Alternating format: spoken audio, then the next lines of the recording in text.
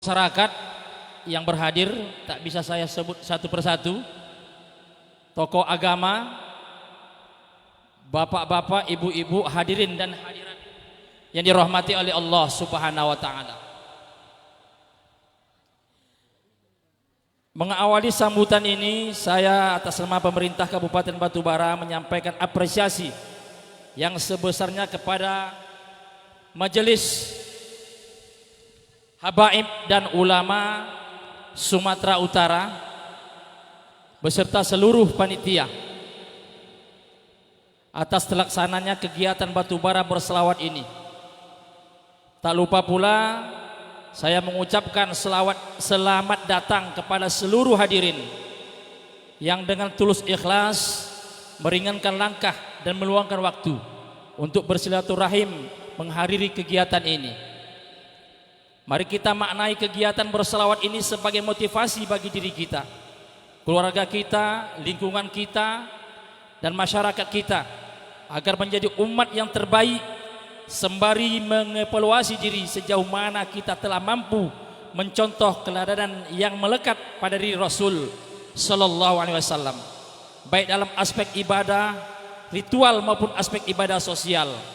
Karena selain seorang Rasulullah, beliau juga merupakan pemimpin bagi umat manusia. Allah Subhanahu wa taala menjanjikan hambanya yang berselawat kepadanya, kepada baginda Muhammad sallallahu alaihi wasallam, mendapatkan pahala yang besar baginya. Sebagaimana tertuang dalam sebuah hadis Nabi Muhammad sallallahu alaihi wasallam, barang siapa berselawat kepadaku sekali, Allah memberi rahmat kepadanya 10 kali. Hadis riwayat Muslim. Bapak Ibu serta hadirin yang saya banggakan, dalam konsep pembangunan pemerintah Kabupaten Batubara tidak hanya membangun pada bagian fisik semata, akan tetapi juga membangun dari segi keimanan masyarakat. Karena kami yakin pembangunan dari segi keimanan juga akan menjadi sebuah kekuatan dalam menghadapi dinamika masyarakat untuk lebih bangkit, membina dan mereformasi sikap mental sesuai dengan nilai-nilai ajaran agama.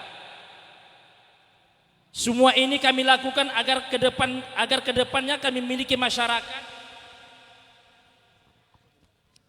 yang berkarakter, yaitu masyarakat yang memiliki nilai, budi pekerti dan watak yang kesemuanya dapat membentuk jiwa masyarakat yang lebih bijaksana, jujur, bertanggung jawab dan saling menghormati, serta dapat mewujudkan segala kebaikan diri dalam kehidupan sehari-hari. Untuk itu, selaku Bupati PJ Bupati Batubara menyambut baik pelaksanaan kegiatan ini dan berharap pada seluruh pengurus beserta anggota untuk terus menghidupkan dan menggalakkan pengajian yang telah terbina ini. Dengan demikian, kegiatan ini dapat menjadi penyemangat dan inspirasi bagi kita untuk bersatu dalam ikatan, bergerak dengan satu komando dan saling melengkapi untuk menjamin keberlanjutan pembangunan pemerintah Kabupaten Batubara beserta masyarakat. Sesuai tagline kami, yaitu Batubara Bangkit, diharapkan masyarakat Batubara dapat mendukung dan ikut serta dalam mensukseskan jalannya pemerintahan, pembangunan dan pemberdayaan masyarakat.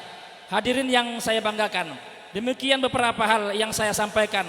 Semoga dengan kegiatan Batubara berselawat ini kita semua diakui oleh Rasul sallallahu alaihi wasallam sebagai umatnya di yaumil akhir kelak. Amin ya rabbal alamin. Sekian dan terima kasih. Billahi taufiq wal hidayah. Assalamualaikum warahmatullahi wabarakatuh. Bupati Batubara, PJ Bupati Batubara, Nizamul SEMM. Assalamualaikum warahmatullahi wabarakatuh. Alhamdulillahirabbil alamin. Telah kita dengarkan sambutan daripada yang mewakili PJ Bupati Batubara. Tibalah saatnya acara yang kita nanti-nantikan, Mau'izatul Hasanah, dengan tema keutamaan berkhidmat. Untuk itu, kepada Al-Habib bin Husin Al-Idrus dipersilakan dengan segala hormat. Al-Habib Haikal bin Husin Al-Idrus dipersilakan dengan segala hormat.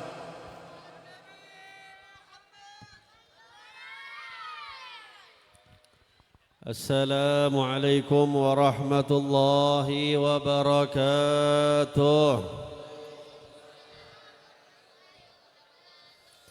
Alhamdulillahi rabbil alamin alladhi hadana lihadza wa ma kunna linahtadiya laula an hadana Allah.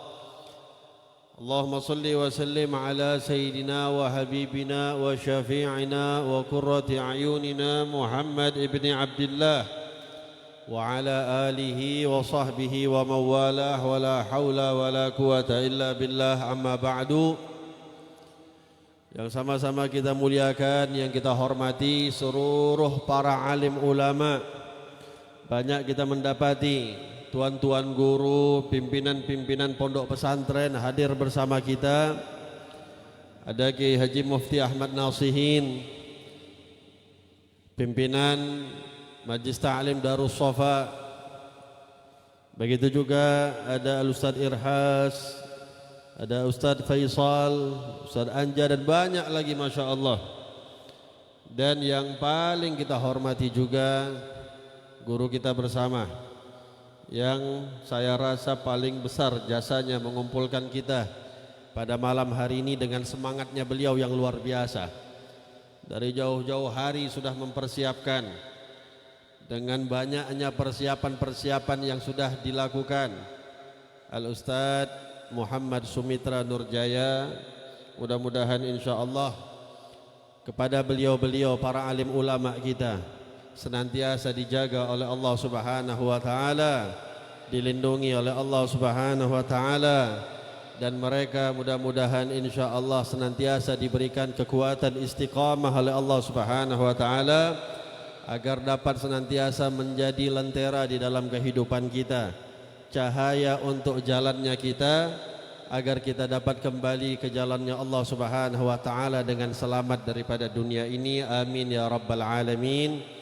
Qari kita Al-Ustadz Darwin Hasibuan dan seluruh para habaib, para alim ulama yang mohon maaf sebesar-besarnya tidak dapat kita sebutkan satu persatu namanya. Begitu juga tokoh-tokoh masyarakat, dari tadi BJ Bupati dan juga ada tokoh daripada kepolisian dan seluruh yang hadir.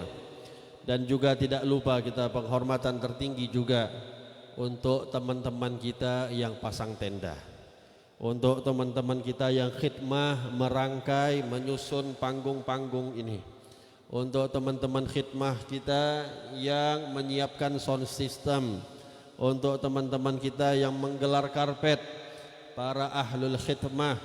Tadi kita masuk, subhanallah, disambut dengan banyaknya jaket tulisannya MPHU, Majelis Pecinta Habaib dan Ulama.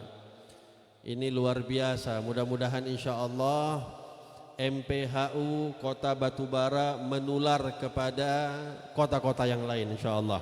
Semakin menyebar MPHU di kota-kota di seluruh Sumatera Utara dan insya Allah di seluruh dunia. Amin ya rabbal alamin. Ini yang mereka lakukan ini kadang-kadang suka dilupakan, hadirin. Kadang penghormatan itu hanya diberikan kepada orang-orang yang duduk di panggungnya saja. Padahal kalau gak ada mereka-mereka ini yang pasang panggung ini, yang pasang tenda ini, yang pasang sound system yang kita pakai ini supaya kita bisa dengar suara ini semua, apalah jadinya majelis kita. Tadi subhanallah dites sama Allah sedikit aja diturunkan hujan udah pada bebubaran. Yang tenang itu yang di bawah tenda itu. Ya, yang lainnya udah pada bebubaran. Tapi Allah Subhanahu wa taala kayaknya ya ikut sama panitianya MPHU. Ya, kipasnya enggak terlalu banyak saya nampak. Allah kasih turunkan hujan sedikit yang penuh dengan keberkahan untuk mendinginkan majelis kita pada malam hari ini. Alhamdulillah. Ini barokahnya siapa? Barokah kekuatan khidmahnya kawan-kawan MPHU. Sampai Allah pun mau turun andil untuk memberikan keberkahan di dalam majelis kita pada malam hari ini. Alhamdulillah. Itulah keberkahan kalau seseorang sudah betul-betul khidmah untuk agama, hadirin. Allah sebut di dalam Al-Quran, in tansurullah yansurkum. Kalau kamu membantu agama Allah, kamu berkhidmat di jalan agamanya Allah, maka Allah yang akan lebih dulu membantu kamu, khidmat untuk kamu.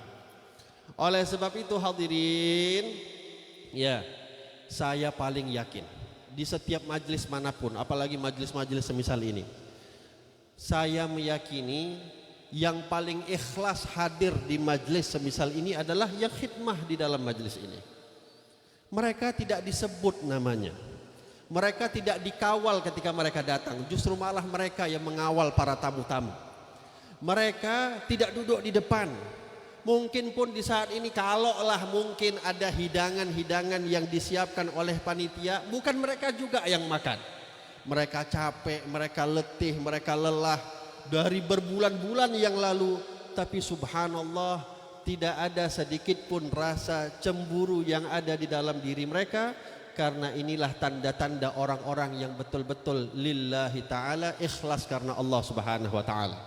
Makanya saya yakin orang-orang sebagai ahli khidmah di dalam setiap acara, ya, acara-acara semisal ini, saya yakin bisa jadi jauh lebih besar pahalanya dibandingkan, maaf, kami-kami yang duduk di depan ini. Mungkin ada, nggak usahlah yang ada di depan. Saya pribadi mungkin ketika datang di sini perasaan ada pengen ditengok sama orang, pengen dipuji sama orang, pengen dilihat-lihat sama orang, pengen difoto-foto sama orang, pengen itu dan ini sama orang. Tapi Masya Allah, tengok tuh, ada satu hamba Allah, dia yang paling banyak berkorban, dia yang duduk di bawah. Dia yang dipaksa untuk duduk di atas, dia yang nggak mau, dia yang mau duduk di bawah. Maka mudah-mudahan insya Allah hadirin, orang-orang yang semisal inilah yang perlu diperbanyak oleh Allah Subhanahu wa taala. Amin ya rabbal alamin. Lihat bagaimana para sahabat Nabi. Ya, dulu di saat Rasulullah SAW itu ketika masuk ke kota Madinah, di saat hijrah dari kota Mekah, para sahabat kaum Ansar mereka sudah menyambut kedatangan Nabi Muhammad SAW, karena Rasulullah sudah keluar daripada kota Mekah 12 hari sebelum beliau sampai ke kota Mekah, sampai ke kota Madinah. Para sahabat sudah mendengar ketika Rasulullah sudah keluar dari kota Mekah, mereka dari hari itu sudah jelingak-jelinguk kapan Nabi Muhammad sampai, kapan Rasulullah tiba di kota Madinah. Hari pertama Rasulullah nggak kelihatan, hari kedua nggak kelihatan, terus mereka setiap hari menanti Rasulullah SAW sampai betul-betul saatnya tiba Nabi Muhammad sampai ke kota Madinah bersama Sayyidina Abu Bakar As-Siddiq. Hadirin, subhanallah, para sahabat kaum Ansar, ya, ketika Rasulullah sampai disambut dengan tola'al badru alaina, pujian-pujian untuk Nabi Muhammad, pujian-pujian kerinduan mereka untuk Rasulullah. Di antara mereka ada yang menyerahkan apa yang mereka punya untuk Nabi Muhammad. Ada yang mereka berkhidmah, punya harta, mereka berikan harta mereka untuk Rasulullah. Ada di antara mereka yang punya unta, mereka kasih untanya untuk Nabi Muhammad. Ada di antara mereka yang punya kuda, kudanya dikasih untuk Nabi Muhammad. Ada di antara mereka yang punya tanah, tanahnya dikasih untuk Nabi Muhammad. Akhirnya para sahabat berlomba-lomba ketika itu ingin berkhidmah untuk Nabi Muhammad. Mereka memberikan apa yang mereka punya untuk Rasulullah. Ada satu orang ibu-ibu namanya Ummu Sulaim. Ummu Sulaim ini dia bingung. Dia nggak punya banyak harta, tanah dia nggak punya banyak, kendaraan, hewan-hewan dia nggak punya apa-apa, sedikit harta yang dia punya. Tapi tetap di pikirannya mereka mau memberikan apapun yang terbaik yang mereka punya itu untuk Nabi Muhammad SAW. Hadirin, akhirnya Ummu Sulaim berpikir, apa ya yang aku kasih untuk Rasulullah yang paling berharga aku punya. Sampai malam dia berpikir sebelum datangnya Rasulullah. Terakhir di saat tibanya Nabi Muhammad barulah terlintas di pikirannya, kayaknya aku nggak punya apa-apa, dan apa yang mau aku kasih semuanya udah dikasih sama orang lain untuk Nabi Muhammad. Akhirnya Ummu Sulaim mengatakan, ya Rasulullah, aku enggak punya harta, aku enggak punya tanah, aku enggak punya ini dan itu. Tapi ya Rasulullah, tetap aku menginginkan satu hal yang paling berharga yang aku akan berikan untuk engkau ya Rasulullah. Mulai hari ini aku serahkan anakku untukmu wahai Nabi Muhammad. Siapa anaknya Ummu Sulaim? Sayyidina Anas bin Malik, yang dijadikan sebagai khadimu Rasulillah sallallahu alaihi wasallam. Usianya berapa ibu? Tahu? Usianya cuma baru 10 tahun. Dan 10 tahun lagi dia berkhidmah kepada Nabi Muhammad sallallahu alaihi wasallam. Karena Rasulullah berada di kota Madinah itu selama 10 tahun. Dengan bangganya gelar yang dimiliki oleh Anas bin Malik adalah khadimu Rasulillah sallallahu alaihi wasallam. Anas bin Malik menjadi mulia karena khidmahnya dengan Nabi Muhammad sallallahu alaihi wasallam. Mungkin kalau Anas dikasih jabatan-jabatan yang lain, pangkat-pangkat yang lain, Anas gak akan senang. Cukup khadim Rasulullah sallallahu alaihi wasallam adalah jabatan yang paling indah, yang paling terbaik yang disematkan untuk Anas bin Malik. Dan para sahabat yang lain juga berlomba-lomba hadirin. Ada salah satu di antara mereka namanya Sayyidina Abdullah bin Mas'ud. Ini orang muhajirin. Orangnya kecil. Maaf ya, mungkin dalam bahasa orang-orang sekarang istilahnya orang ateng. Ya, agak kecil orangnya. Badannya kurus, kecil pokoknya Abdullah bin Mas'ud. Tapi subhanallah, ya, dikatakan Abdullah bin Mas'ud ini adalah sahabat yang paling wangi di antara sahabat-sahabat yang lain. Kenapa Abdullah bin Mas'ud paling wangi di antara sahabat yang lain? Abdullah bin Mas'ud ini punya satu tugas yang dia tetapkan sebagai tugasnya, bukan diperintahkan oleh Nabi Muhammad. Dia yang menetapkan itu sebagai tugasnya. Apa tugasnya? Pokoknya setiap kapanpun Rasulullah buka sendal, beliau akan menjadi orang yang menyimpan sendalnya Nabi Muhammad. Di mana di sendalnya disimpan? Maaf, mungkin kalau ustadz-ustadz tadi ya buka sendalnya, mungkin sendalnya disimpan di rak di sana. Mungkin sendalnya disimpan entah di mana. Memang disimpan. Tapi tahu nggak Abdullah bin Mas'ud cara beliau menyimpan sendalnya Rasulullah? Itu dikatakan tangan kanan, sendal yang sebelah kanan diletakkan di tangannya beliau, di lengan bajunya beliau yang sebelah kanan, sendal yang sebelah kiri diletakkan di lengan baju beliau yang sebelah kiri. Akhirnya hadirin, karena memang Rasulullah ini seluruh tubuhnya wangi, sak-sak sendalnya pun wangi Rasulullah. Sak-sak sendalnya, sampai-sampean sendalnya pun Nabi pun harumnya luar biasa. Karena senantiasa dipeluk sendalnya Rasulullah oleh Abdullah bin Mas'ud, makanya itulah rahasia Abdullah bin Mas'ud menjadi sahabat yang paling wangi di antara yang lain. Gak dibiarkan hadirin, gak diambil. Padahal kita juga husnudzon. Untuk apa sih Abdullah bin Mas'ud ngambil sendalnya Nabi? Apa ada orang yang berani nyuri sendalnya Nabi? Kalau sendal saya, sendal bapak polisi pun makin masih banyak yang mau curi. Ya buktinya kan kalau kita pergi ke masjid kan hilang juga sendal kita. Pergi pakai sendal harga 300.000, pulang bawa sendal 3.000, sendal swallow. Itu kan kejadian hadirin. Tapi subhanallah, siapa orang berani ngambil sendalnya Rasulullah? Dan saya yakin juga lah, kayaknya pun gak mahal-mahal kalinya sendalnya Nabi Muhammad. Rasulullah ini kan memang hidupnya adalah semuanya sederhana.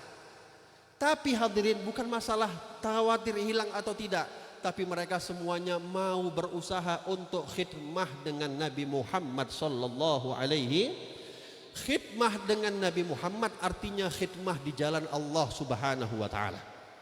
Sampai Abdullah bin Mas'ud ini, orangnya tadi saya katakan dia kecil ya.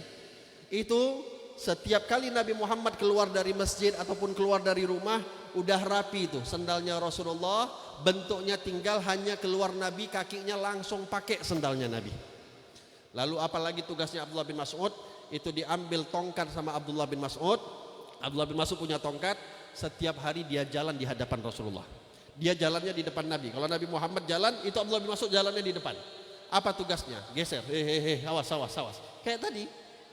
Kayak kawan-kawan MPHU tadi. Ya, geser-geser, jangan-jangan. Geser-geser, Nabi Muhammad jangan sampai tersendat perjalanannya. Subhanallah. Akhirnya apa hadirin? Dimuliakan oleh Allah Subhanahu wa taala Abdullah bin Mas'ud ini. Termasuk kemuliaan yang diberikan oleh Allah, jatahnya Abdullah bin Mas'ud dapat membunuh Fir'aunnya di zaman Nabi Muhammad SAW. Rasulullah itu pernah bilang, Fir'aun ummati asyad min Fir'aun Musa. Fir'aunnya umatku itu lebih parah daripada Fir'aunnya Nabi Musa. Kita kalau bilang orang yang kejam, orang yang bengis, orang yang jahat, penguasa yang jahat, penguasa yang bengis, pasti otak kita, ya jangan presiden lah yang kalian pikir. Yang kita pikirkan adalah pasti Fir'aun. Ya, otak kita langsung mengatakan Fir'aun. Tapi Nabi Muhammad justru malah mengatakan Fir'aunnya umatku lebih parah lagi daripada Fir'aunnya Musa. Siapa Fir'aunnya Nabi Muhammad? Fir'aunnya Nabi Muhammad Abu Jahal, hadirin. Abu Jahal itu singkat cerita matinya itu di saat terjadinya perang Badar. Siapa yang bunuh? Satu orang sahabat yang badannya kecil, diberikan izin oleh Allah mendapatkan kemuliaan membunuh orang yang paling kejam terhadap Nabi Muhammad SAW yang namanya Abu Jahal. Hadirin tahu nggak Abu Jahal itu badannya semana? Itu Abu Jahal pernah diceritakan dalam riwayat, kalau dia naik kuda, ini kudanya kuda Arab ya, bukan kuda Jawa ya. Kudanya kuda Arab. Kuda Arab itu tinggi-tinggi, besar-besar. Itu Abu Jahal kayak kalau dia naik kuda kayak kita naik motor, hadirin. Cuman ngangkang aja udah sampai. Tapi cobalah ada di antara kita yang naik kuda bisa ngangkang. Kalau nggak pakai tangga nggak akan sampai kita naik kuda. Itu Abu Jahal saking besarnya dia naik kuda ngangkang aja nyampe naik kudanya. Tapi matinya Abu Jahal, orang yang besar begitu di tangan seseorang yang badannya sangat kecil. Karena apa? Diberikan kemuliaan lebih oleh Allah berkat khidmahnya kepada baginda Nabi Muhammad SAW. Dia berkorban, hadirin. Bahkan dikatakan orang yang pertama kali berani membacakan ayat suci Al-Quran di hadapan kaum musyrikin yang ada di kota Mekah sebelum Nabi Muhammad hijrah ke kota Madinah adalah Abdullah bin Mas'ud. Di saat turun ayat Al-Quran, Nabi menawarkan kepada para sahabat, siapa di antara kalian yang mau baca ayat ini di depan Ka'bah di hadapan orang-orang kota Mekah? Enggak ragu, orang yang kecil ini dia sebut, dia tunjuk dirinya, saya ya Rasulullah. Yang singkat cerita akhirnya dia bacakan, dia kumpulkan semua orang Mekah dulu, termasuk Abu Jahal. Ya, dia bilang, kumpul orang-orang Mekah, ada berita penting, ada informasi sangat penting. Kumpul semua orang Mekah, terakhir dia baca ayat Al-Quran, Abu Jahal pala. Padahal enak kali bacaannya Abdullah bin Mas'ud. Maaf ya Ustadz Darwin, masih jauh lah kalau dibandingkan Abdullah bin Mas'ud. Tapi ya tadi juga udah paling enak kan. Ini dah Kori internasional ini, bukan main-main diundang sama MPHU Batubara. Tapi kalau dibandingkan dengan sahabat ya lain lah. Bahkan Rasulullah sendiri pun pernah bilang, saya itu kalau sudah malaikat Jibril itu agak lama tidak menurunkan wahyu, saya deket-deket dengan Abdullah bin Mas'ud untuk mendengar bagaimana bacaan Al-Qur'annya Abdullah bin Mas'ud. Karena bacaan Al-Qur'annya Abdullah bin Mas'ud sangat mirip ketika bagaimana malaikat Jibril menurunkan wahyu kepadaku, kata Nabi Muhammad. Hadirin, apa tadi mau kita bilang? Itu dikatakan ketika dia baca Quran di kota Mekah di depan Ka'bah, ketika kumpul semua orang, Abu Jahal ini pala. Kata Abu Jahal, kau capek-capek ngumpulin kami di sini hanya untuk dengarkan ucapanmu itu saja? Marah Abu Jahal, diambillah tangannya Abu Jahal, ditempelengnya Abdullah bin Mas'ud. Itu tangan orang sebesar itu, kayak raksasa, nempeleng orang yang kecil. Apa enggak satu muka itu tangan Abu Jahal semua? Sampai-sampai hadirin, sekali pukul lepas koyak itu kupingnya Abdullah bin Mas'ud. Datang Abdullah bin Mas'ud ini kepada Nabi Muhammad sambil nangis-nangis, pegang kupingnya udah berdarah-darah. Subhanallah hadirin, ditengok sama Nabi Muhammad, kok nangis? Tadi dipukul sama Abu Jahal ya Rasulullah. Turun malaikat Jibril sambil senyum-senyum, ketawa-ketawa malaikat Jibril. Malaikat Jibril nengok ketawa itu malaikat Jibril. Rasulullah tanya, kenapa kau ketawa sementara Abdullah bin Mas'ud sedang nangis? Kata malaikat Jibril bilang, kau akan tahu nanti apa sebabnya aku tertawa hari ini ya Rasulullah. Itulah kejadiannya hadirin ketika perang Badar. Udah sekarat Abu Jahal, dipanah dari jauh oleh Abdullah bin Mas'ud, udah sekarat, udah mulai nampak nggak bisa bergerak lagi, ya karena badannya kan besar. Takut juga Abdullah bin Mas'ud ini. Ya, apapun cerita kalau badannya besar, yang mau dilawan ini orang kecil, sekali tebas juga bisa mati. Akhirnya udah dipastikan dipanah dulu berapa kali sampai tepar dia nggak bisa bangun. Naiklah Abdullah bin Mas'ud di dadanya Abu Jahal. Ya, ibarat orang tua sedang dinaikin anak balita. Ditanya sama Abdullah bin Mas'ud, mau masuk Islam nggak bos? Nggak, bilang sama tuanmu itu Muhammad, nggak, sampai mati pun aku nggak akan masuk ke dalam agamanya. Apa dilakukan Abdullah bin Mas'ud? Ya udah minta maaf ya bos, cepret, potong leher. Dibawa kepalanya Abu Jahal sambil senyum-senyum Abdullah bin Mas'ud. Ya Rasulullah, nih kuping dulu dibalas sama kuping. Ini kepala bonusnya saja ya Rasulullah. Kepala bonus. Di situ malaikat Jibril turun lagi sambil tersenyum.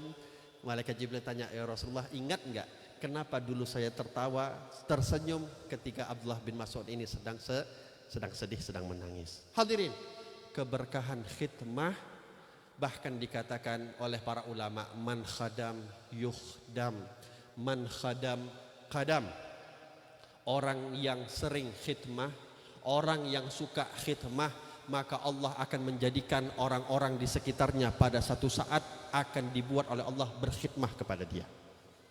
Dan yang paling rajin berkhidmah, insya Allah dia yang paling terdepan di antara teman-temannya yang lain. Saya dulu cerita sedikit. Memang sih sekarang ini agak sulit mau cerita-cerita tentang mimpi Nabi, mau cerita-cerita karomah. Orang sekarang ini bukan Wahabi aja yang udah anti karomah. Banyak yang ngaku ahlu sunnah wal jamaah pun udah nggak percaya lagi sama karomah. Karena segala sesuatunya udah dipakai sama akal. Tapi hadirin, apapun cerita yang kita yakini itu hak, insya Allah kita sampaikan memang hak. Ini teman sejawatnya guru kita Kiai Mufti, ada almarhum Al Habib Mundir bin Fuad Al Musawa. Ya, kita tahu kan yang beliau adalah pendiri Majelis Rasulullah Sallallahu Alaihi Wasallam, yang awalnya di Jakarta sampai sekarang alhamdulillah hampir seluruh kota ada di mana-mana Majelis Rasulullah. Beliau dulu pernah cerita, sebelum beliau wafat beliau pernah didatangi di dalam mimpi oleh Rasulullah Sallallahu Alaihi Wasallam. Apa dalam mimpinya? Rasulullah tersenyum karena pada hari itu sebelumnya Al Habib Mundir buat acara besar yang di dalamnya sholawat untuk Nabi Muhammad SAW. Sebagaimana tadi dibacakan, baca maulid, muji-muji Rasulullah, baca sholawat untuk Nabi Muhammad, diikuti oleh seluruh orang, ramai ratusan ribu orang yang hadir. Akhirnya di dalam mimpi tersebut didapati Rasulullah tersenyum dengan Habib Mundir. Habib Mundir tanya, ya Rasulullah, kenapa engkau tersenyum ya Rasulullah? Rasulullah bilang, aku bahagia dengan apa yang kalian lakukan semalam. Mudah-mudahan insya Allah malam hari ini juga membahagiakan Nabi Muhammad. Kumpulnya kita malam hari ini insya Allah menyenangkan hatinya Rasulullah. Hadirin, hadirin. Lalu Habib Mundir iseng, pengen tahu, ya Rasulullah, di antara semua yang membahagiakan engkau, siapa yang paling membuat engkau bahagia ya Rasulullah? Tujuannya mungkin pengen namanya yang disebut oleh Nabi Muhammad. Subhanallah, apa kata Rasulullah?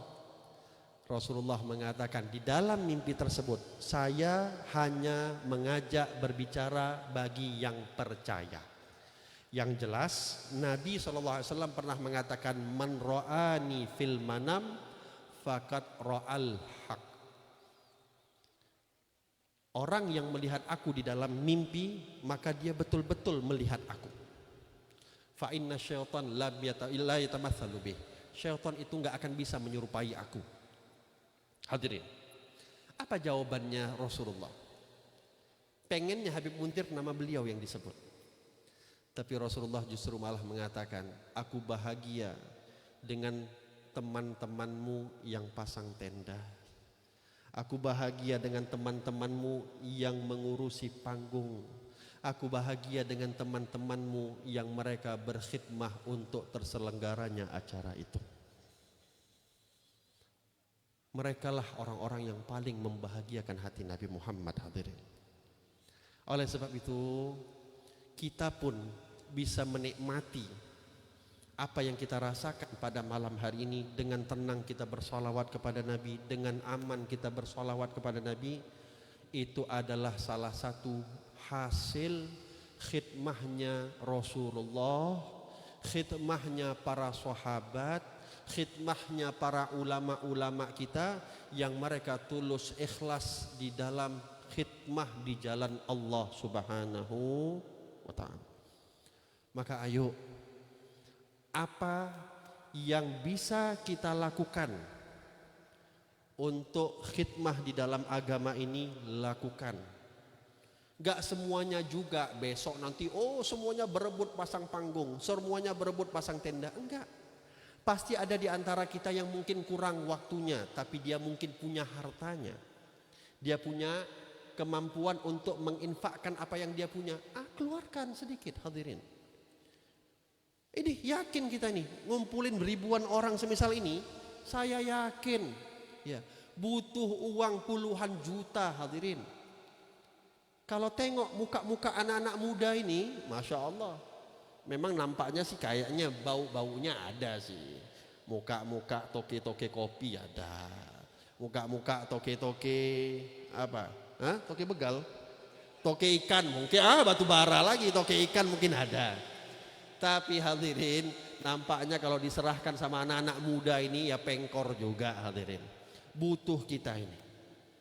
Tapi ingat, ulama berkhidmah dengan menyampaikan.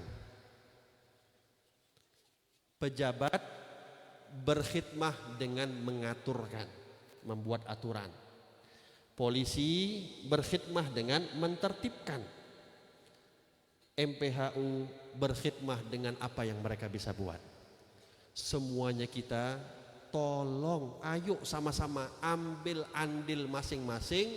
Jangan sampai pulang daripada majelis ini orang semuanya bawa pahala yang banyak, awak pulang bawa besek cuman satu bungkus nasi itu saja.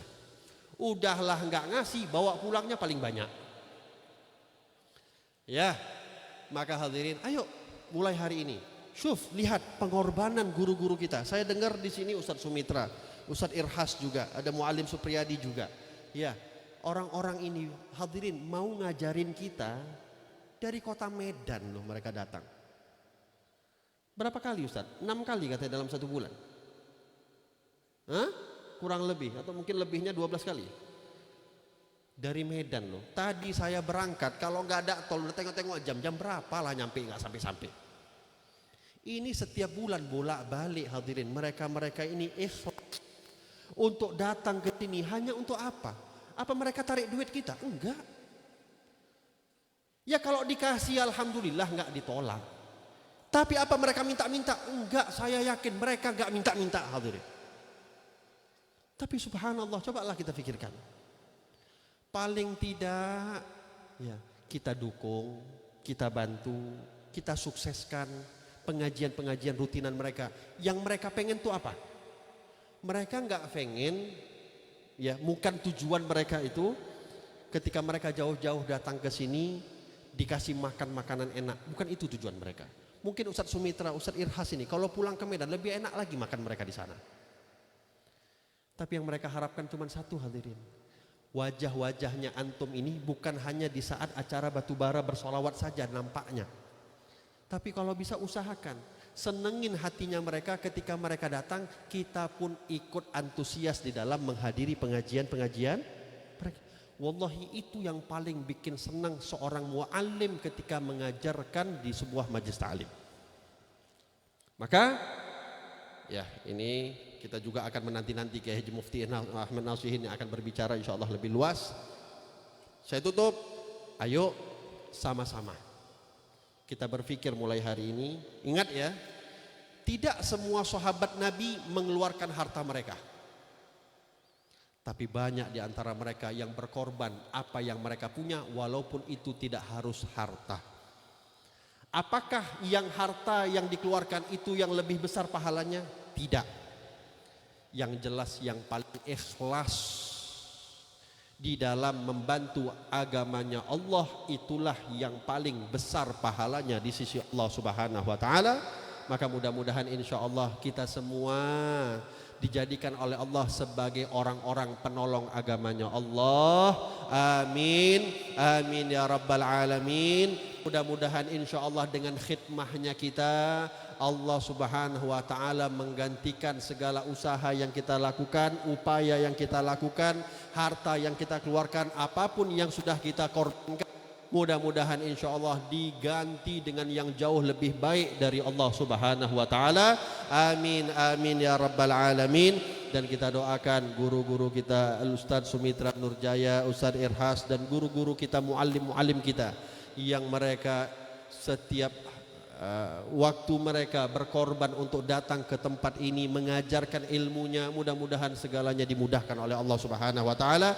Amin ya rabbal alamin. Dan kita semua yang hadir mudah-mudahan keluar dari majelis ini, pulang dari majelis ini membawa keberkahan yang besar dari Allah Subhanahu wa taala, dan ditanamkan di dalam diri kita kecintaan mahabbah kita kepada baginda Nabi Muhammad sallallahu alaihi wa ala alihi wa sahbihi wasallam.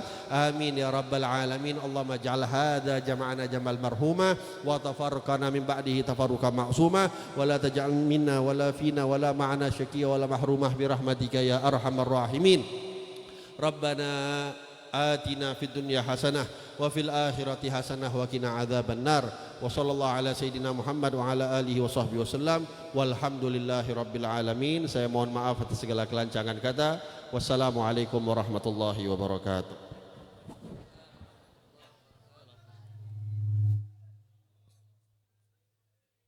Alhamdulillah. Amin.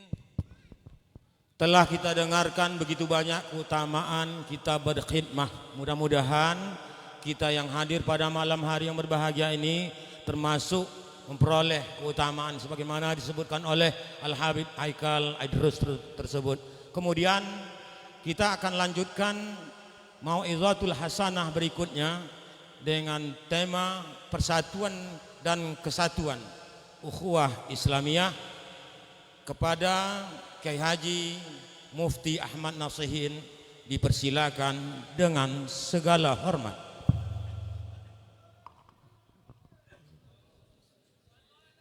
Allahumma sholli wa sallim wa barik alaihi wa ala alihi. Sebelum saya bicara, saya berharap Ustadz Sumitra naik ke sini. Karena dari tadi disuruh naik enggak mau. Silakan. Ayo duduk sini Ustadz. Supaya juga panitia khidmah dan semua orang-orang yang belajar ilmu juga mengambil pelajaran. Silahkan hormatin habaib, silahkan hormatin kiai yang Anda undang. Tapi kiai yang ngajarin kalian hari-hari harus diperhatikan lebih serius. Meskipun beliau mungkin berpikir tawadhu, berpikir beliau tidak mau, tapi kewajiban semua murid-muridnya. Ya, supaya faham. Silakan ngormatin tamu, silakan ngormatin siapapun, tapi ngormatin ulama, kiai, ustadz yang ngajarin kalian hari-hari itu adalah kewajiban utama. Ya. Assalamualaikum warahmatullahi wabarakatuh. Alhamdulillah. Alhamdulillahil a'lal a'azzil akbar. Nahmaduhu wa nashkuruhu subhanahu wa ta'ala hamda kulli man hamida wa syukra kulli man syakar ala ni'amihi wa atayahu allati la tu'addu wa la tuhsar. Asyhadu an la ilaha illallah wahdahu la syarika lah wa asyhadu anna sayyidana wa nabiyyana Muhammadan abduhu wa rasuluh syahadatan nafuzu biha fi hadhihi dunya ila yaumil mahsyar. Allahumma salli wa sallim wa barik wa karim على سيدنا ومولانا محمد اللهم صل وسلم وبارك على سيدنا محمد اللهم صل وسلم وبارك على سيدنا محمد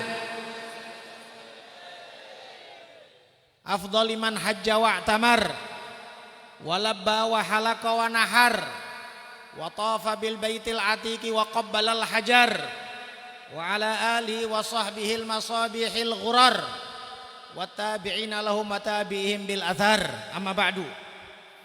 Yang mulia semuanya yang hadir, mudah-mudahan kita semuanya dipersatukan oleh Allah Subhanahu wa taala dalam area ridhonya insyaallah. Semuanya mulia di sisi Allah Subhanahu wa taala, yang duduk di atas, yang duduk di bawah, yang di bawah tenda, yang kena hujan rintik-rintik dikit, ya, yang duduk di bawah di sampingnya paret, semuanya mulia di sisi Allah Subhanahu wa taala. Ini sekarang ini tsunami rahmat Allah Subhanahu wa taala. Tsunami rahmat Allah. Maka jangan kecilkan hati. Semuanya punya bagian yang besar dari rahmat Allah dan rahmat baginda Nabi Muhammad sallallahu alaihi wasallam. Tapi sudah kita dengarkan dengan banyak. Ya, insyaallah jadi ilmu yang manfaat insyaallah. Memang yang paling repot itu kalau disuruh ngomong yang terakhir. Sekarang itu sudah jam 00. Kurang 59 menit. Udah jam 11 lebih, ngomong apa kira-kira? Tadi pun dikasih tema kesatuan dan persatuan.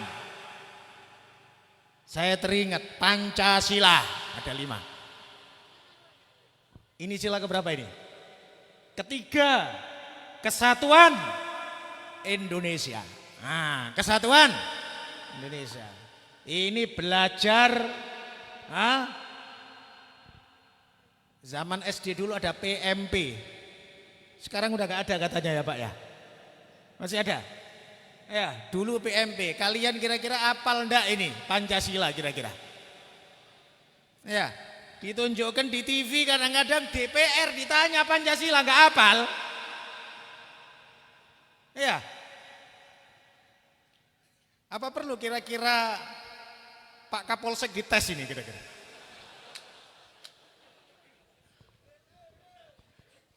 Udah, kita gak bahas urusan itu, tapi yang penting kesatuan Indonesia bersatu. Yang penting bersatu. Dan yakini tidak akan mungkin ada persatuan. Gak akan mungkin dengan cara apapun kecuali harus dibawa bendera baginda Nabi Muhammad. Harus melalui bendera baginda Nabi Muhammad. Pesan juga nanti kalau sama Pak Bupati atau Pak PJ Bupati, ya. Ini batu bara bersolawat. Sampaikan juga pembahasannya adalah sila ketiga Pancasila, kesatuan Indonesia. Dan supaya semuanya paham, tidak akan mungkin terjadi kesatuan, persatuan, tidak akan mungkin kecuali di bawah bendera baginda Nabi Muhammad sallallahu alaihi wasallam. Lain enggak? Bikin bukti, banyak buktinya. Terus kalian pikir orang-orang yang duduk di DPR itu yang enak kursinya sampai ngantuk-ngantuk, mereka bersatu kira-kira? Enggak. Nampaknya duduk bareng tapi hatinya musuhan satu sama yang lain. Ayo, mereka akrab di dalam partai. Kalian pikir mereka bersatu? Enggak. Mereka karena kepentingan bersatu. Tapi kalau sudah beda-beda kepentingan sedikit, tengoklah bentar lagi ini, rebutan sumut satu. Ayo, tengoklah. Sampai sama-sama Islam pun perang. Benci-bencian. Na'udzubillah min. Nah, persatuan hanya satu. Hanya satu sebabnya. Dan itu disimbolkan oleh Allah Subhanahu wa taala nanti di hari kiamat. Nabi bersabda waliwaul hamdi biyadi Adam wa man dunahu tahta liwa'i wala fakhr. Bendera pujian berada di bawah tanganku. Nabi Adam dan semua manusia yang masuk surga berada di bawah benderaku.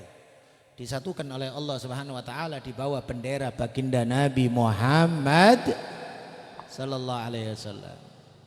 Maka oleh sebab itu tadi disampaikan juga bagaimana tim khidmah ini juga bersatu. Ya, mungkin ada yang gembos-gembosin. Ada panitia yang gembosin.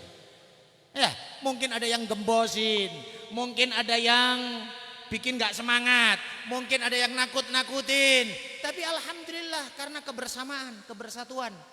Karena di atasnya ada nama baginda Nabi Muhammad. Sholawat kepada Nabi Muhammad. Karena faktor Nabi Muhammad maka bisa bersatu. Tuan, siapa yang bisa ngumpulin sebanyak orang ini? Hah? Wallah, saya tidak merendahkan nilai usaha dari panitia. Panitia semuanya luar biasa. Namun yang menarik semuanya adalah karena di dalam hati mereka ada kecintaan kepada sholawat kepada baginda Nabi Muhammad sallallahu alaihi wasallam. Sebagian kepingin lihat Habib karena cinta Nabi Muhammad. Sebagian kepingin dekat sama ulama karena ulama warasatul anbiya, pewaris Nabi. Yang dibaca, dibahas di sini pun juga demikian, sholawat. Ya. Pakai rebana. Yang dibahas ilmunya Nabi. Kita kumpul bukan di bawah bendera partai, bukan bendera organisasi, bukan bendera kantor ini kantor itu, enggak ada bendera-bendera di sini, ya kan? Kalau mau buat bendera masing-masing, banyak bendera-bendera, tapi enggak, kita dipersatukan hati kita karena baginda Nabi Muhammad sallallahu alaihi wasallam. Dan inilah yang insya Allah di antara hikmah yang sekarang sebagian tetangga kita, kerabat kita, saudara-saudara kita, kawan-kawan kita yang ditakdir oleh Allah Subhanahu wa taala berangkat haji. Ada yang sudah berangkat, ada yang masih belum persiapan mau berangkat haji. Mudah-mudahan Allah menjaga semua jamaah haji insya Allah. Mudah-mudahan mereka berangkat selamat, pulang selamat dan membawa predikat hajjam mabrur wa sa'yam masyghur wa dzambam maghfur wa tijaratan lan tabur. Yang belum berangkat haji mudah-mudahan ditakdir oleh Allah berangkat haji insyaallah. Amin. Amin. Amin. Insyaallah. Ya. Yang keras insya'Allahnya ini insya'Allah berangkat haji insya'Allah. Ya, entah kapan. Insya'Allah itu sakti, Pak. Sakti insya'Allah itu. Ya, orang Bani Israel itu karena terjadi kasus minta penyelesaian, kemudian sama Nabi Musa diwahyukan oleh Allah sembelih sapi. Memang modelnya Bani Israel banyak tanya, banyak nanya pula, sapi perawan atau sapi janda?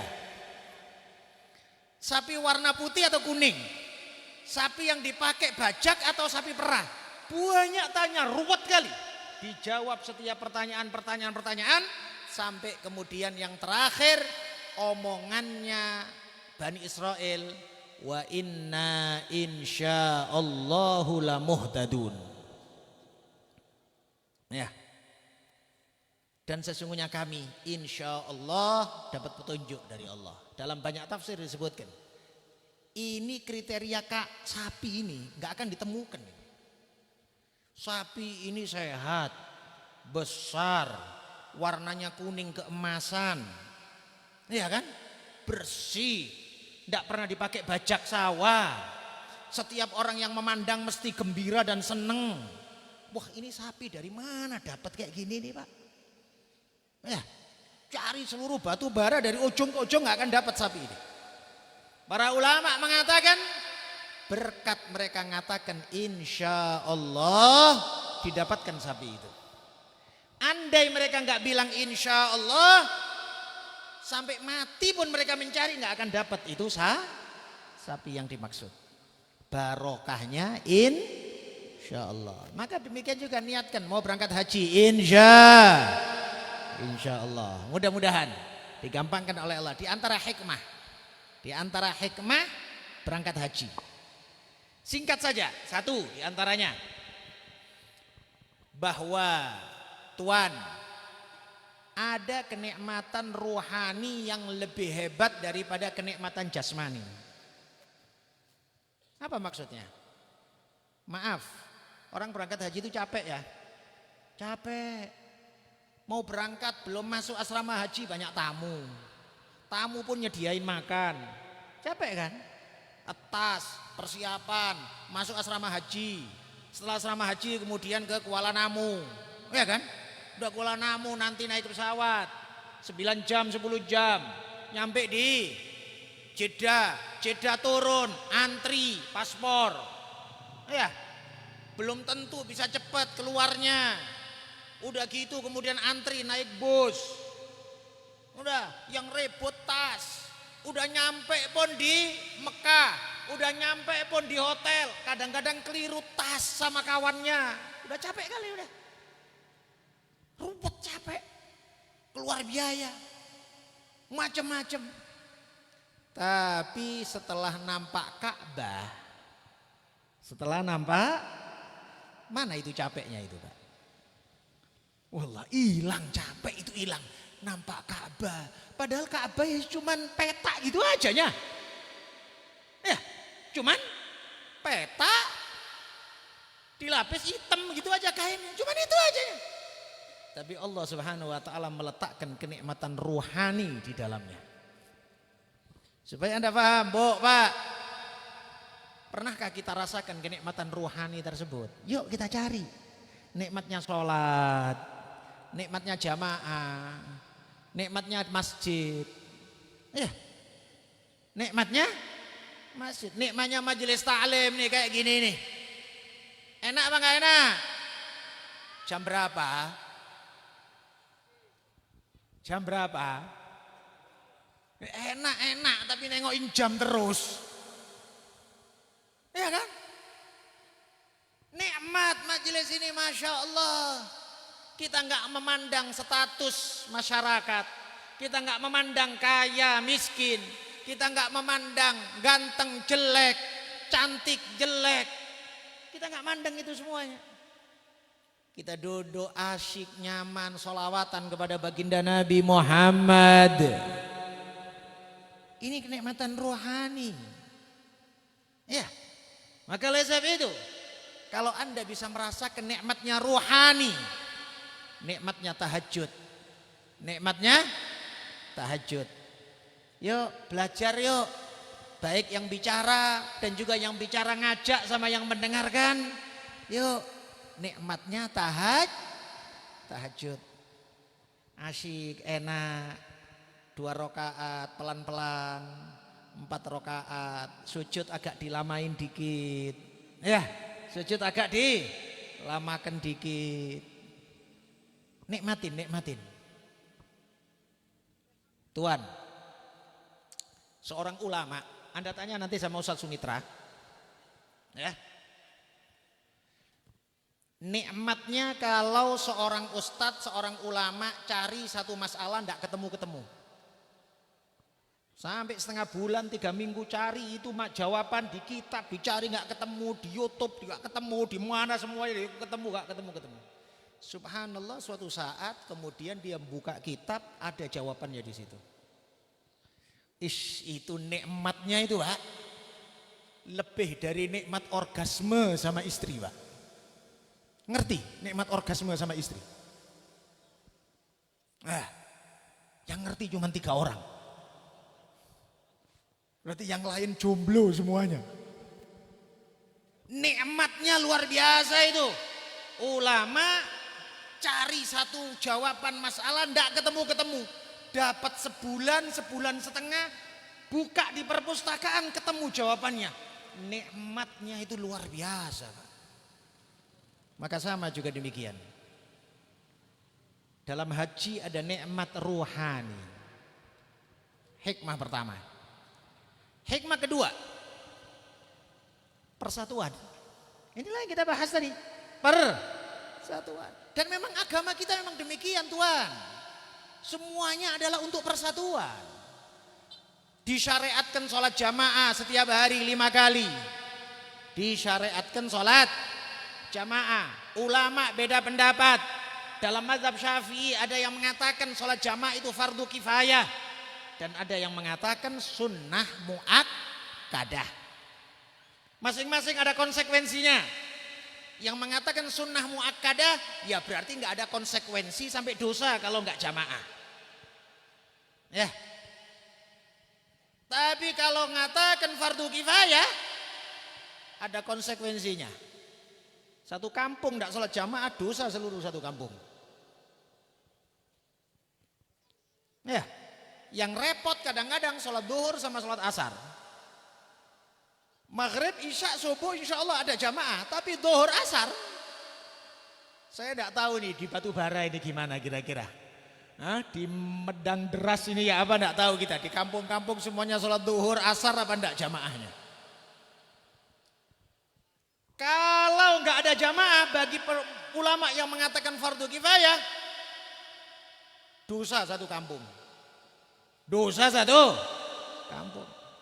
Karena urusan fardu kifayah harus dilakukan. Sama juga demikian kita mengingatkan. Ya, kalau ada orang meninggal dunia, orang muslim, wajib dilakukan fardu kifayah. Selama dia muslim. Tidak tahu apakah dia mati baik, mati tidak baik. Karena kadang-kadang ada sebagian masyarakat pernah terjadi di pinggiran kota Medan. Ada orang meninggal dunia, mabuk matinya di paret. Ya, terus orang kampung tidak mau memandikan, tidak mau mengkafankan. Suruh bawa aja ke kampung halamannya. Kayak gini ini dosa seluruh satu kampung. Dosa seluruh satu kampung. Bukan urusanmu orang mati tersebut baik atau tidak baik. Tapi kewajiban kita lakukan 4 fardu kifayah. Memandikan, mengkafankan, mensolatkan, dan memakamkan. Wajib 4. Dia pendosa Ustaz. Dia matinya zina Ustaz. Biarin, bukan urusanmu. Yang penting dia muslim. Kewajiban Anda fardu kifayah. Al-Imam Ibrahim Al-Laqani menyebutkan dalam kitab Jauharatut Tauhid, wa man yamut wa lam yatub min dzambihi fa amruhu mufawwadun li rabbih. Siapa yang mati belum tobat dari dosanya, urusannya udah urusan Allah Subhanahu wa taala. Kau bukan jadi hakim. Jangan pula kemudian bilang, wah neraka orang itu. Wah mati bunuh diri. Wah kerak neraka itu selama. Kau tahu dari mana? Selama dia muslim, meninggal dunia kita husnudzon. Allah Subhanahu wa taala yang ngurusin, wallahu a'lam. Enggak boleh kita menghakim-hakimin orang. Ini tadi kita sampaikan tentang masalah jamaah. Sebagian ulama mazhab Syafi'i mengatakan fardu kifayah, sebagian lagi mengatakan sunnah muakkadah. Dan sunnah muakkadah itu pun Pak, para ulama mengatakan sunnah yang paling dijaga oleh Nabi Muhammad adalah sholat jamaah. Tidak pernah ada riwayat Nabi meninggalkan sholat jamaah. Tadi kira-kira Isya sholat jamaah enggak? Yang jawab cuman 22 orang. Atau enggak sholat pula kalian? Hah? Hadir sini enggak sholat? Sholat maghrib. Nah yang jawab Isya cuman 8 orang. Ya kan? Maka ini tadi kita sampaikan. Saya tidak merendahkan majelis taklim, enggak. Tapi pastinya sholat itu ukuran pertama yang terpenting Tuhan. Baginda Nabi Muhammad Sallallahu Alaihi Wasallam di semua keadaan pasti sholat jamaah. Sampai ketika perang sekalipun Nabi ada syariat sholatul khauf, sholat jamaah dalam posisi ketika mau perang. Ya kan? Sampai ketika perang berkecamuk, zaman dulu perang itu pakai pedang, pakai tombak langsung ada hadapan, ada sholat jamaah. Ada cara-caranya. Itu bisa dipelajarin dalam fikih. Tapi yang kami maksud adalah sunnah teristimewa yang tidak pernah ditinggalkan oleh Rasulullah. Kalau kita mengatakan sholat jamaah itu sunnah, adalah sholat jamaah. Maka ini tadi kita sampaikan persatuan. Setiap hari ditunjukkan oleh Allah dengan syariat jamaah. Setiap pekan disyariatkan oleh Allah sholat Jumat. Sholat Jumat sampai Nabi mengancam yang tidak sholat Jumat 3 kali tanpa uzur, toba Allah ala qalbi, Allah menstempel hatinya bitobain nifaq, dengan stempel kemunafikan. Stempel oleh Allah 3 kali nggak Jumatan, nggak ada uzur, stempel munafik. Meskipun kau banyak ngaji, meskipun kau banyak sedekah, stempelnya munafik. Naudzubillah min dzalik. Wajib Jumatan laki-laki. Kalau perempuan tidak wajib Jumatan. Maka Bu, kalau nanti ada suaminya nggak Jumatan, belikan daster, belikan jilbab, warnanya pink Bu, warnanya pink sekalian. Ya, karena nggak Jumatan, laki-laki wajib Jumatan. Maka hati-hati, jangan tinggalin Jumatan. Ini bentuk simbolisasi persatuan. Setiap pekan dikumpulkan oleh Allah Subhanahu wa taala sampai Allah nurunkan surat namanya surat Al-Jum'ah. Surat Jumat. Enggak ada surat Sabtu, enggak ada. Ya kan? Surat Minggu enggak ada. Surat Senin enggak ada. Adanya surat Jumat. Ya, Allah memuliakan ini.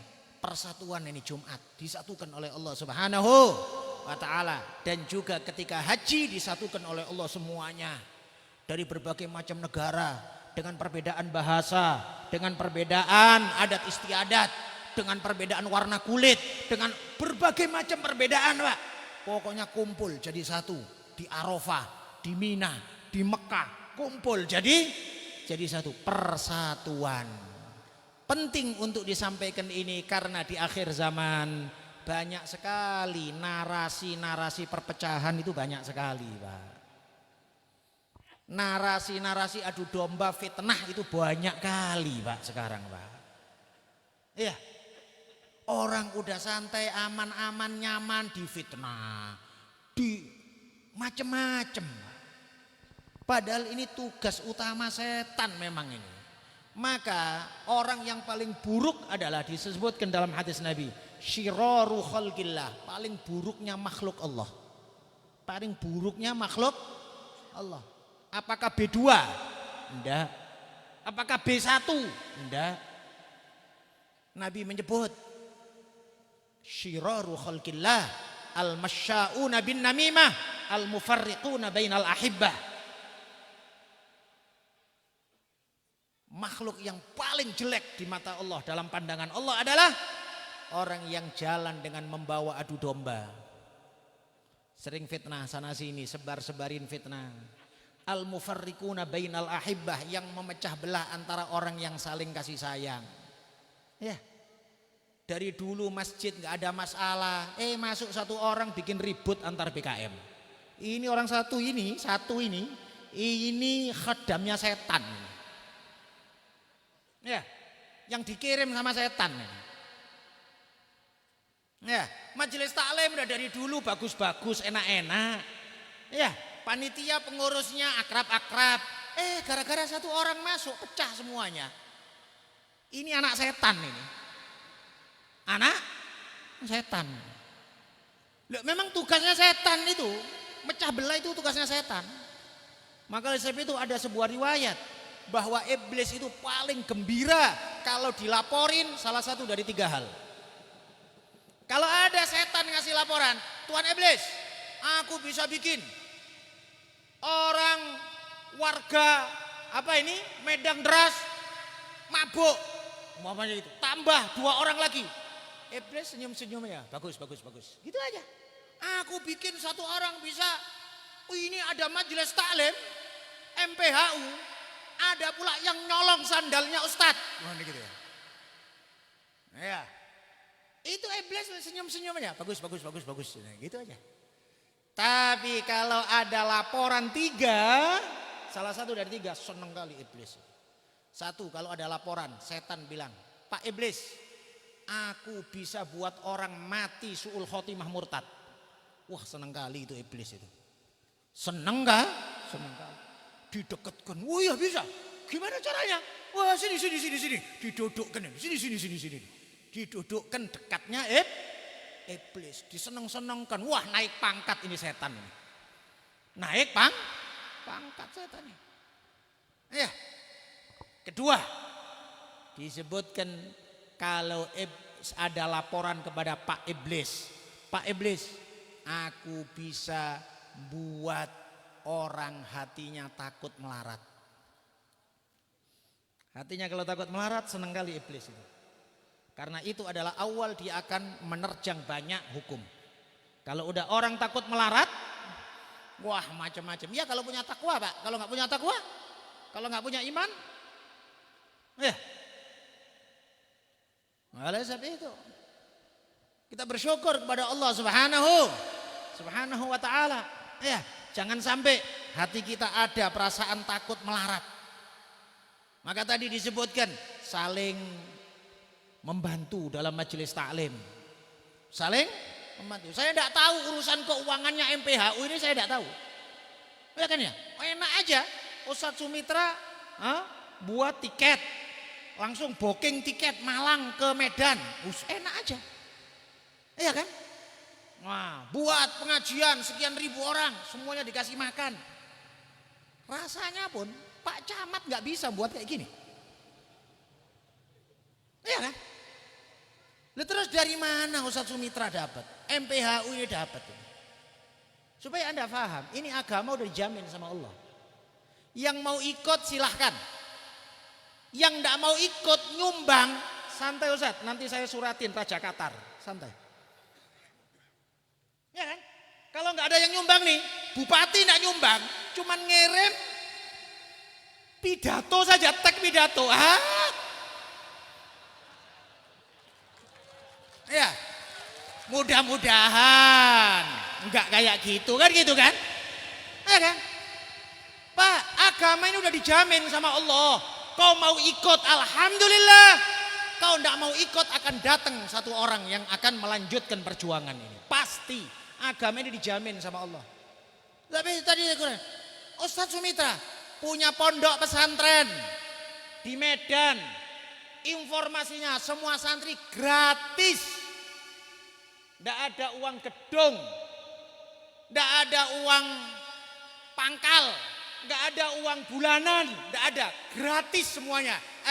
Anak-anak semuanya Medan Deras, mondok semuanya di sana. Gratis ya. Yang saya pikir apakah Ustadz Sumitra ini punya toyol, itu loh yang saya pikir. Loh, nampaknya dagang enggak, bisnis enggak, ya kan? Punya pabrik enggak, dekat sama pemerintah juga enggak. Saya pun nggak yakin beliau kenal sama lurah di kampungnya sana. Nggak kenal dia sama lurahnya. Kepling pun nggak kenal, saya pun nggak kenal sama Kepling saya. Ya, cuman Kepling sibuk kali kalau umpamanya Pak Kapolda mau datang, wah sibuk kali dah. Kita tidur dibangunin, bikin marah aja kita. Ya, Pak Gubernur mau datang, wah sibuk kali Kepling sama lurah. Sebelumnya nggak kenal. Makanya kita pikir ya. Coba bayangkan, mohon maaf nih. Apa yang dipunya sama Ustadz Sumitra? Tapi beliau yakin. Demikianlah ulama-ulama kita. Ya ada duit, alhamdulillah. Nggak ada duit, ya jaminan dari Allah Subhanahu wa ta'ala. Nanti kita kirim surat bareng-bareng Ustadz sama Raja Brunei Darussalam. Ya kan? Walhasil Tuhan, jaminan dari Allah Subhanahu wa ta'ala. Anda ikut, alhamdulillah. Anda enggak ikut, Allah akan nyiapkan orang lain. Sama juga dengan mohon maaf ustadz-ustadz, ulama-ulama. Jangan Anda berpikiran, kalau enggak ada aku, enggak jadi majelis ini.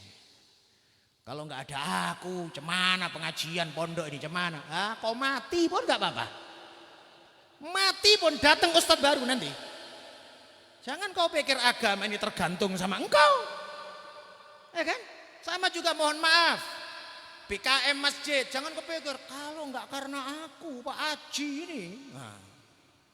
Pak Haji 2 kali. Kalau bukan karena awak, karena ini sombong semuanya ini. Ya, hati-hati dengan perasaan yang semisal ini. Dan yang ketiga, tadi kita sampaikan laporan kepada iblis, yang paling gembirakan iblis adalah kalau ada informasi suami istri cerai. Suami istri cerai. Senang kali itu iblis itu. Ya, bukan berarti kok memang gak boleh cerai Pak. Tapi usahakan semaksimal mungkin. Ya, jaga keluarga. Dan jangan istri tengok-tengok laki-laki lain. Laki-laki juga demikian, jangan nengok cewek lah lain. Sama jaga pandangannya. Gitu ya. Kayak gitu. Jangan pula nanti cewek-cewek medang deras gara-gara nengok abe bekal cerai pula kok sama suamimu kok.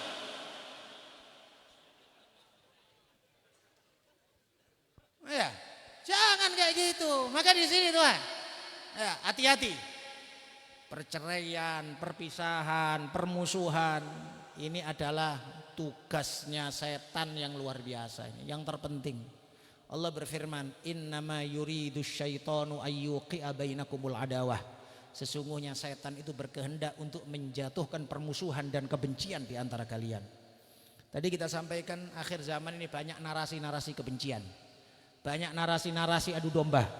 Banyak narasi-narasi perpecahan. Ya.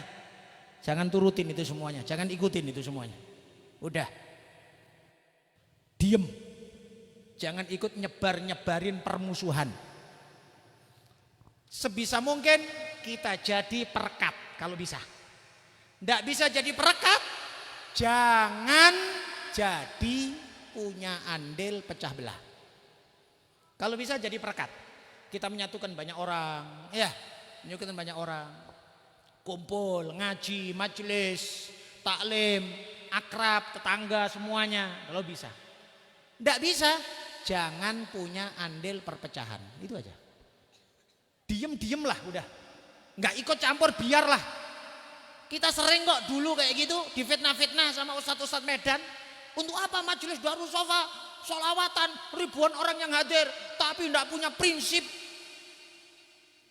Nggak punya prinsip untuk ngikut, untuk bela ini, amar ma'ruf nahi mungkar, segala macam, demo. Saya diem aja, enggak ikut-ikut saya demo. Saya pokoknya tugas saya yang saya bisa, saya masjid, majelis taklim, itu yang saya bisa. Saya mengajar, saya ngajak kepada ridho Allah dan ridho Rasulullah. Kepada ridho Allah dan ridho Rasulullah. Saya tidak mengajak kepada person. Saya tidak mengajak kepada partai. Saya tidak mengajak kepada organisasi. Bahkan saya tidak mengajak kepada diri saya sendiri. Enggak. Saya hanya mengajak kepada Allah dan Rasulullah. Selesai, titik di situ. Banyak kadang-kadang ustadz-ustadz harus menyuarakan dukung ini, dukung itu. Kalau enggak dukung ini, gimana nilai ghirah Islam kita? Ujung-ujungnya benci-bencian akhirnya. Ujung-ujungnya musuh-musuhan akhirnya. Udah, kita akrab asyik di dalam zikir. Kita akrab asyik di dalam masjid. Kita akrab asyik dalam majelis taklim. Mudah-mudahan kebersamaan kita diridhoi oleh Allah Subhanahu wa ta'ala. Mudah-mudahan diberkahin oleh Allah Subhanahu wa ta'ala. Ya, ini enggak hujan-hujan ini. Nah, biar cepat hujan, kita berhenti, pulang, hujan deras insyaallah nanti, ya kan ya. Udah tertahan ini hujannya ini. Udah tertahan ini ya. Banyak kali rahmat yang turun sehingga hujan ini enggak turun-turun. Nah, nanti biar pulang semuanya cepat pulang, nyampe rumah tidur hujan deras. Insya Allah. Ya, cukup sekian, mudah-mudahan diberkahi oleh Allah Subhanahu wa taala. Mudah-mudahan majelis ini diridhoi oleh Allah Subhanahu wa taala, semuanya makbul di sisi Allah Subhanahu wa taala. Amin ya rabbal alamin. Wal afu minkum. Assalamualaikum warahmatullahi wabarakatuh. Alhamdulillahirabbil alamin. Dengan berakhirnya mau'izatul hasanah yang disampaikan oleh Kiai Haji Mufti Ahmad Nasihin tadi, maka berakhirlah acara kita pada malam hari berbahagia ini. Namun ada pengumuman kepada kita semua, kajian rutin kita.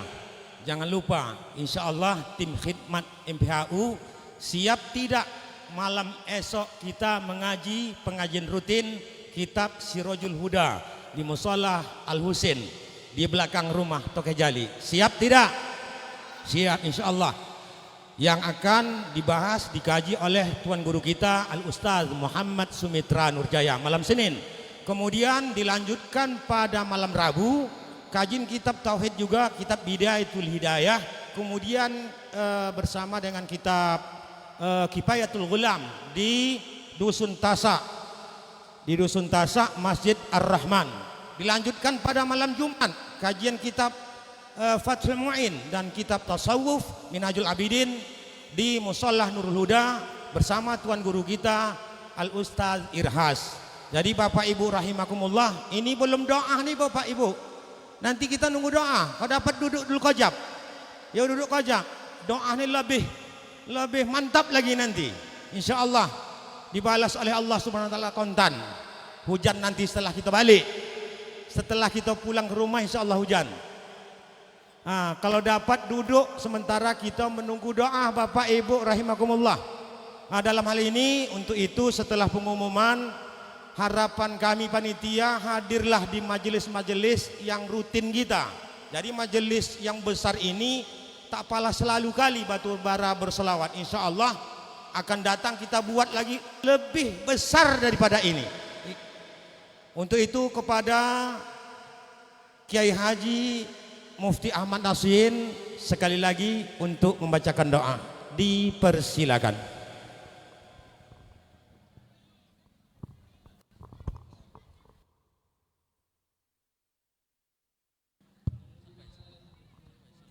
Bismillahirrahmanirrahim. Alhamdulillahi Rabbil Alamin. Wassalatu wassalamu ala ashrafil anbiya'i wal mursalin سيدنا ومولانا محمد وعلى آله وأصحابه أجمعين. ولقد أشرت لنعت من أوصافه تحيي القلوب تهيج الأشجانا. والله قد أثنى عليه فما يساوي القول منا أو يكون ثنانا. لكن حبا في السرائر قد دعا لمديه صفوة ربنا وحدانا. وإذ امتزجنا بالمودة هاهنا نرفع أيدي فقرنا ورجانا للواحد الأحد العلي إلهنا متوسلين بمن إليه دعانا مختاره وحبيبه وصفيه زين الوجود به الإله حبانا. يا ربنا يا ربنا يا ربنا بالمصطفى اقبلنا أجب دعوانا. أنت لنا يا ذخرنا في هذه الدنيا وفي أخرانا. أصلح لنا الأحوال واغفر ذنبنا ولا تؤاخذ ربي إن أخطانا. واسلك بنا في نهج طه المصطفى ثبت على قدم الحبيب خطانا. أرنا بفضل منك طلعة أحمد في بهجة عين الرضا في بهجة عين الرضا ترعانا. واربط به في كل حال حبلنا وحبال من ود ومن والانا. والمحسنين ومن أجاب نداءنا وذوي الحقوق وطالبا أوصانا. والحاضرين وساعيا في جمعنا ها نحن بين يديك أنت ترانا.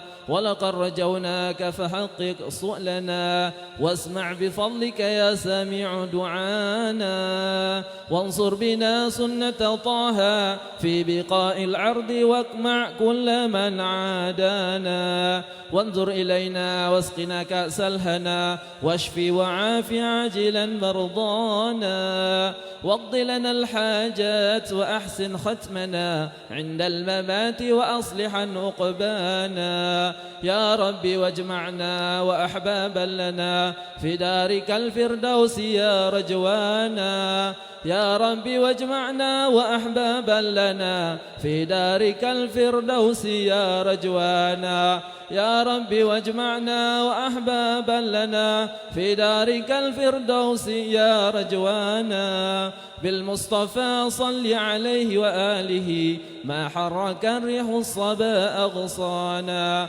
سبحان ربك رب العزة عما يصفون وسلام على المرسلين والحمد لله رب العالمين الصلاة والسلام عليك يا سيد المرسلين الصلاة والسلام عليك يا خاتم النبيين الصلاة والسلام عليك يا من أرسله الله رحمة للعالمين ورضي الله تعالى عن أصحاب رسول الله أجمعين آمين اللهم صل على سيدنا محمد الظالمين بالظالمين اللهم صل على سيدنا محمد وأسغل الظالمين بالظالمين وأخرجنا من بينهم سالمين وعلى آله وصحبه أجمعين اللهم صل على سيدنا محمد وأشغل الظالمين بالظالمين وأخرجنا من بينهم سالمين وعلى آله وصحبه أجمعين صلى الله ربنا على النور المبين أحمد المصطفى سيد المرسلين صلى الله ربنا على